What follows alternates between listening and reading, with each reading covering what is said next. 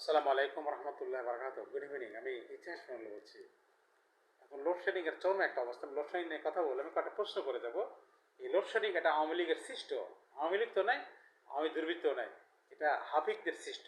এই যারা আমলা গামলা আছে, সচিব যারা আছে, যারা এই যে ৭,২০০ জনের ভিতরে হয়তো ১৮-২০ জন হবে, যারা এই গাড়ি লোন খাওয়া যারা আর কি, এরা আওয়ামী লীগ হয়ে কাজ করতেছে।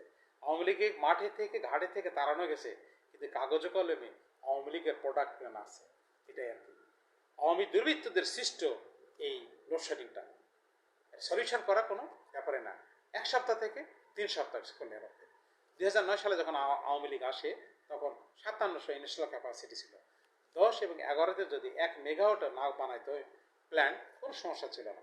তবু তারা অ্যাক্ট দিয়ে 2010 সালে তারা ইচ্ছা মতো প্ল্যান্ট বানানো শুরু করলো এবং রেন্টাল কুইক রেন্টাল নিয়ে আসলো। ক্যাপাসিটি চার্জ যেখানে প্রয়োজন নাই সেখানে কিভাবে ক্যাপাসিটি চার্জ আসে। 12-13 সালে 200% ইনিশিয়াল ক্যাপাসিটি।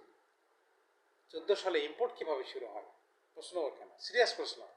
2018 সালে যখন এলএনজি আমদানি শুরু হলো, সাপোর্টিং ডকুমেন্ট কোথায়?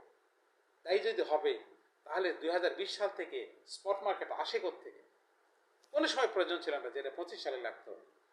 একটা এপিএসেরও খারাপ হয়েছে, জ্যালেরিটা সামিটটা কিভাবে ঝড় বৃষ্টির কবলে পড়ে, 8 বছরে কেন পড়েনি? আদানিটা অর্ধেক কেন আসে? বড় প্রক্রিয়ার কেন একটা প্ল্যান বন্ধ হয়ে যায়? আর বড় কথা হলো, যেটা বন্ধ হয়েছে এক্সালারিটা, সেটার যে গ্যাসের যে ইউজ করা হয় কনজিউম, সেটা 60% পাওয়ার উৎপাদন হয়।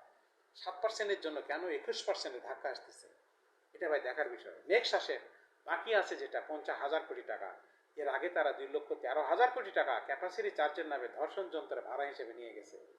আর সরকারি পাওনা আছে 1,50,000 কোটি টাকা। এখনো দেখুন, এই 2 বছর ধরে পেমেন্ট দিচ্ছে, এখনো ক্লিয়ার হচ্ছে না যে শিখ ওই ঋণ খেলাপি অ্যাকাউন্টে যাচ্ছে কিনা। একদম খুব নর্মাল একটা প্রশ্ন, অথচ এই বদমাইশরা করতে চান। তারেক রহমানের দোষ দেয় এরা। এখন আমাদের লাগবে হাইস্ট 2026 সালে, আজকে 16 আগস্ট, 21,500 থেকে 22,000 মেগাওয়াট করা হয়েছে, 30,000 মেগাওয়াট। এর জবাবদিহিটা কে দিবে? যেটা করছেন তাদের জীবন ক্ষয় হওয়া শুরু হয়েছে, তাহলে এত বেশি করছেন কেন? এর জবাবদিহিটা কে দিবে?